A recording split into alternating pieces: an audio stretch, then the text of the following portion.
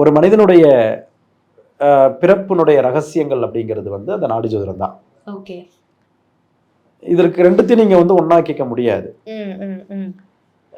ஒரு குழந்தை பிறக்கக்கூடிய நேரத்தை வச்சு நம்ம எண்கணித ஜோதிடங்கள் அப்படிங்கிற வேதிக் அஸ்ட்ராலஜின்னு சொல்லுவோம். இதை வந்து சொல்லப்பட்டாலும் நாடி ஜோதிடங்கிறது வந்து பார்த்தீங்கன்னா இதனுடைய வரலாறு அப்படிங்கிறது ஒரு 2-3 வரியில நம்ம சுருக்கமா சொல்லணும்னா, நம்மளை படைக்கக்கூடிய கடவுளாக பிரம்மா இருக்கிறார். பிரம்மா நம்மளை படைக்கும் பொழுது என்ன செய்யறாருன்னா, நம்மளுடைய கருமங்கள் அப்படின்னு சொல்லுவோம், அந்த கருமத்தை ஒரு பிடியாக கொண்டு மனிதனாக படைக்கிறார்.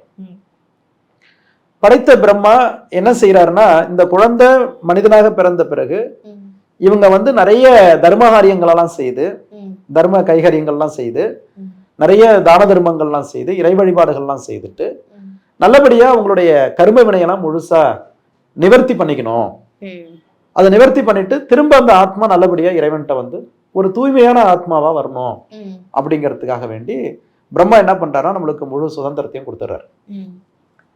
சுதந்திரம் இருக்கே அப்படிங்கிறதுக்காக நம்ம என்ன பண்றோம், எப்படி வேணாலும் வாழ்றோம், இஷ்டத்துக்கு பேசுறோம், இஷ்ட காரியங்கள் அத்தனையும் செய்யறோம். ஸோ இப்போ என்ன ஆகுதுன்னா, குறைய வேண்டிய கருமா திரும்ப வந்து மலை போல நம்மளுக்கு கூடிக்கிட்டே போகுது. இதெல்லாம் வந்து முழுமையா உணர்ந்தவர்கள் யார் அப்படின்னா மகரிஷிகள். பிரம்மா என்ன காரணத்துக்காக நம்மள மனிதனாக படைக்கிறாரோ அந்த காரணத்தை முழுமையாக அடைய வேண்டும் அப்படின்னு ஆசைப்படக்கூடிய ஒரு இடத்துல மகரிஷிகள் இருக்கிறாங்க.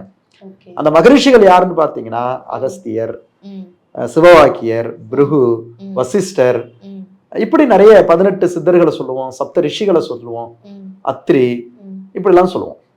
அவங்களாம் என்ன செய்யறாங்க, ஒரே ஆசை அவங்களுக்கு என்ன, பிரம்மா என்ன நோக்கத்துக்காக இவங்களை படைச்சாங்களோ அந்த பலனை அவங்க அடையணும். ஆனா அவங்க அதை விட்டுட்டு மாற்று வழியில மேலும் கர்மத்தை சேர்த்துக்கிறாங்களே, அப்ப அவங்க வந்து அந்த கர்மங்களை நிவர்த்தி பண்றதுக்கான ஒரு வழிமுறையாக அமைச்சு கொடுத்தது தாங்க நாடி ஜோதிடம்.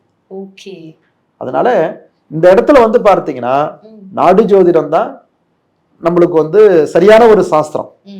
ஜோதிடங்கள் நான் தப்புன்னு சொல்ல மாட்டேன், சில விஷயங்கள் அதுல வந்து சொல்ல முடியாத ஒரு விஷயங்கள், தீர்வு கொடுக்க முடியாத விஷயங்களுக்கெல்லாம் நாடி ஜோதிடம் தீர்வு தரும்.